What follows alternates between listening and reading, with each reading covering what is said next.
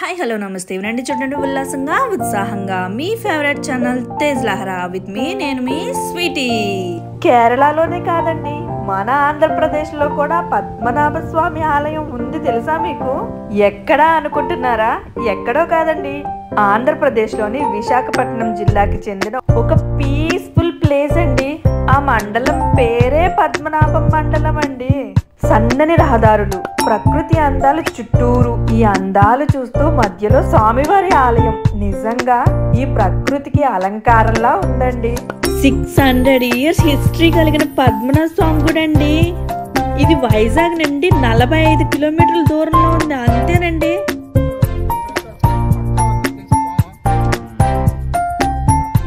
విన్నారా? Daily visiting place అంటండి పాముకి. ఈ కొండ ఎక్కాలంటే 1292 స్టెప్స్ ఎక్కాలి. పాము చాలా కష్టపడుతుందండోయ్. రీసెంట్ గా వెహికల్స్ వెళ్ళడానికి దారేసారండి, మనము వెళ్ళిపోదాం వచ్చేయండి. కానీ మీరు ఈ కన్స్ట్రక్షన్ మొత్తం కంప్లీట్ అయ్యాక వస్తే బాగుంటుందండి. ఎందుకంటే గుడి లోపల ఏమీ చెక్కు చెదరలేదు, ఏది చెరపట్లేదు, కానీ బయట మాత్రం కన్స్ట్రక్షన్ రీమోడలింగ్ చేస్తున్నారు. ఈ క్లౌడ్స్, ఈ క్లైమేట్, ఈ వెదర్ అన్నిటికి బాగా సూట్ అయిందండి. నేను చెప్పాను కదా 1292, అదేంటి 1278 ఉన్నాయి? కాదండి, కంగారు పడకండి, 1292. ఈ మెట్లతో కలిపి లెక్క పెట్టినట్టున్నారు పాపం వాళ్ళు. ఈ పక్కన ఏదో గృహ ఉందంటండి, రండి చూసొద్దాం ఏముందో. ఇక్కడ గృహ కూడా ఉండేదని అన్నారు, కానీ నాకైతే ఇక్కడ ఏ గృహ కనిపించట్లేదండి. ఎంత కష్టపడి వచ్చాం కానీ గృహం చూడకుండా వెళ్తున్నాం సుమా. కొండంతా ఎక్కి టెంపుల్ విజిట్ చేయడం ఒక అదృష్టం అయితే, కొండపై నుండి చుట్టూరు ఉన్న కొండలు, పచ్చని పంట పొలాలు, దగ్గరలో ఉన్న కాలువలు, పచ్చని చెట్లు, ఎటు చూస్తే కళ్ళు అక్కడే ఆగిపోతున్నాయండి. ఇంతేనా? చూడటానికి ఇంకా మబ్బులు. చూసారా బయట ఎంత క్లౌడీగా ఉందో? మిట్ట మధ్యాహ్నం 12 అయ్యిందండి. అసలు వెదర్ అలా కనబడుతుందా చెప్పండి? వీటిని అన్నిటిని చూస్తుంటే కన్నుల పండగ అంటారు కదండి, అది ఇప్పుడు అర్థమవుతుందండి ఎందుకంటారా అని. ఇలాంటి వాటన్నిటినీ ఒక్కసారన్నా చూసి తీరాల్సిందేనండోయ్. అంతేకాకుండా కార్తీక మాసం చివరి రోజులో మాత్రం కోటి దీపోత్సవం చేస్తారంటండి. జాతరే జరుగుతుందంట. 2 నుండి 3 లక్షల దాకా జనం వస్తారంటండోయ్. ముందుగా మనం ధ్వజస్తంభాన్ని, వినాయకుడిని దర్శించుకుని దండం పెట్టుకుని అప్పుడు గుళ్ళోకి వెళ్దామండి. ఈ టెంపుల్ కి కరెక్ట్ ప్లాన్ చెప్పనా? వైజాగ్ నుండి ఆనందపురం అప్రాక్సిమేట్లీగా 25 కిలోమీటర్స్ అండి. వైజాగ్ నుండి బస్ ఆర్ క్యాబ్ అవైలబుల్ గా ఉంటాయండి. ఆనందపురం నుండి అప్రాక్సిమేట్లీగా 15 కిలోమీటర్లు. అక్కడి నుంచి మీరు ఆర్డర్ తీసుకుని వెళ్తే చాలా ఈజీగా వెళ్ళిపోతారు. 600 సంవత్సరాల నాటి హిస్టరీ ఉన్న పద్మనాభ స్వామి గుడి అంటే నేను కేరళదే అనుకున్నానండి. ఆంధ్రప్రదేశ్ లో నాకు ఇంత దగ్గరగా ఉందని అస్సలు తెలియదు. అండ్ రాతి కట్టడాలు చూసారా? ఇన్ని సంవత్సరాలైనా చిక్కు చెదరనే లేదండి. పాండవుల వనవాసం టైంలో ఇక్కడికి వచ్చారని చెప్తున్నారండి. కృష్ణ భగవాన్ని ధ్యానించినప్పుడు ఇక్కడ శంకు చక్ర నామాల రూపంలో వెలిసారని ప్రతీతంటండి. ఆ తర్వాత ఆ రూపం పాముల గుట్టగా మారి పాముల్ని, దేవుల్ని పూజించారని చెప్పుకుంటున్నారు.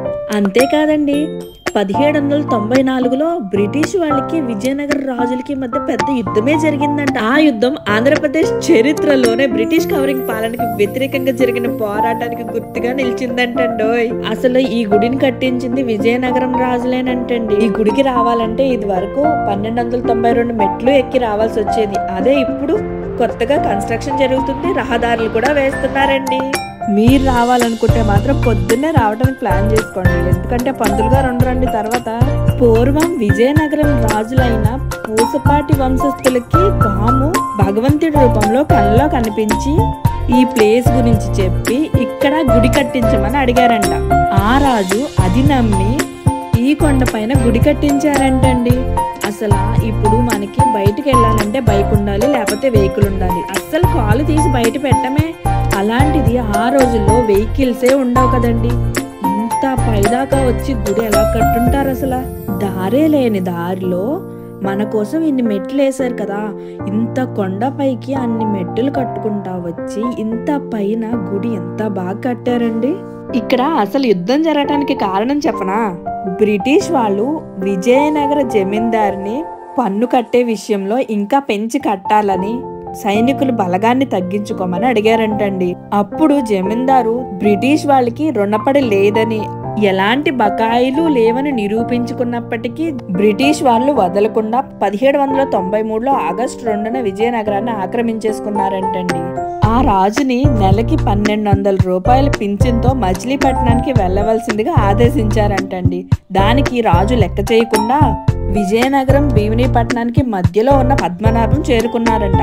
ఆంగ్లేయులు ఆ రాజుని యుద్ధంలో ఓడించి చంపేశారంటండి.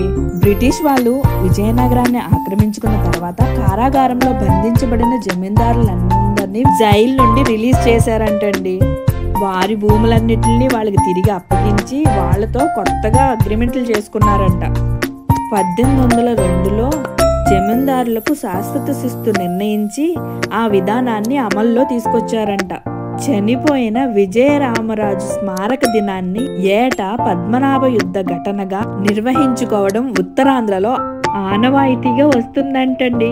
పద్మనాభ యుద్ధానికి గుర్తుగా విజయరామరాజు సమాధిని స్మారక మందిరాన్ని మండల కేంద్రమైన పద్మనాభంలో నిర్వహించారంట. అదనమాట ఈ యుద్ధానికి సంగతులు. మన చరిత్రలు తెలుసుకుంటే మనకు టైమే తెలియదు కదండి. రాజుల కథలు ఎన్నిసార్లు విన్నా మళ్ళీ మళ్ళీ ఎన్నో వినాలనిపిస్తుంది కదా. నిజం మరి. చూసారా అండి, మన ఆంధ్రప్రదేశ్ లో ఉన్న పద్మనాభ స్వామి ఆలయం చుట్టూరు కొండలు పచ్చదనం, మధ్యలో స్వామివారి ఆలయం. నచ్చిందా అండి మీకు? మరి ఇంకా ఆలస్యం చేయకుండా నా బూస్ట్ నాకు ఇచ్చేయచ్చు కదా. అదేనండి మన తేజ్ లహరా ఛానల్ని please like, share and subscribe. Thank you. Bye.